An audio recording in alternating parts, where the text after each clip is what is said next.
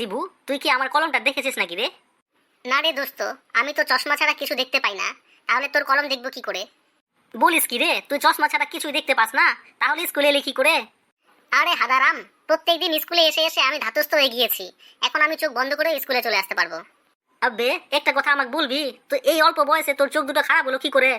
আর বলিস না রে ভাই, ছেলেবেলাতে চকলেট বোম ফাটাতে গিয়ে আমার মাথার উপরে যে চকলেট বোমটা ফেটে গেল, আর সেই থেকে যে আমার চোখ কান দুটো নষ্ট হলো, এখনো সেই সমস্যা আমার আর গেল না রে। ভাই, এখনো সময় আছে, ভালো ডাক্তার দেখিয়ে, না হলে কিন্তু তুই বিয়ে করতে পারবি না। অনেক হয়েছে, মুখটা বন্ধ কর, নিজে চরকায় তেল দে। তখন থেকে কানের কাছে ঘ্যান ঘ্যান করে যাচ্ছিস। আবে, রেগে যাচ্ছিস কেন বে? আমি তোদের ভালোর জন্যই বলছিলাম।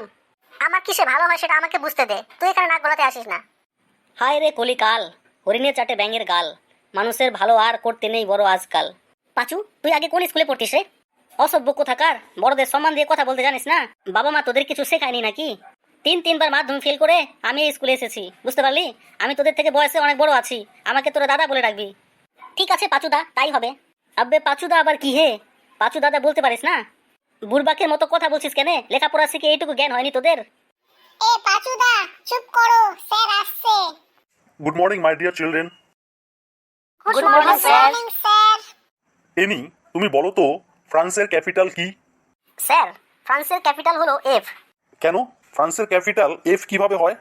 স্যার, FRANCE, ফ্রান্স এর শুধু এফটাই ক্যাপিটাল লেটার আর বাকি সবগুলো স্মল লেটার, তাহলে ফ্রান্সের ক্যাপিটাল তো এফ হলো। পাঁচু, তুমি বলো দেখি চাঁদের মাটিতে প্রথম পা কে রেখেছিলেন? স্যার, চাঁদের মাটিতে প্রথম পা রেখেছিলেন নীল আর্মস্ট্রং। আর দ্বিতীয়? ওই একই ব্যক্তি, নীল আর্মস্ট্রং। কেন দ্বিতীয়বারও নীল আর্মস্ট্রং কেন? কারণ স্যার, প্রথম ও দ্বিতীয় দুটো পায়েই তো নীল আর্মস্ট্রং চাঁদে গিয়েছিলেন। নাড়ু, তুমি বলো দেখি জলের রাসায়নিক সংকেত চিহ্ন কি? স্যার, জলের রাসায়নিক সংকেত চিহ্ন হলো HIJKLMNO। ননসেন্স, কে তোমায় এই ধরনের রাসায়নিক সংকেত চিহ্ন শিখিয়েছে? স্যার, আপনি তো আমাদের বলেছিলেন জলের রাসায়নিক সাংকেতিক চিহ্ন নাকি H2O, তাহলে H থেকে O পর্যন্ত এই চিহ্নগুলোই তো আসে। শোনো, কান খুলে সবাই শুনে রাখো, আমি তোমাদের আর ফিজিক্স পড়াবো না। তোমাদের মতো অপদার্থগুলোকে আমি আর পদার্থবিদ্যা শেখাতে পারবো না, সরি বস।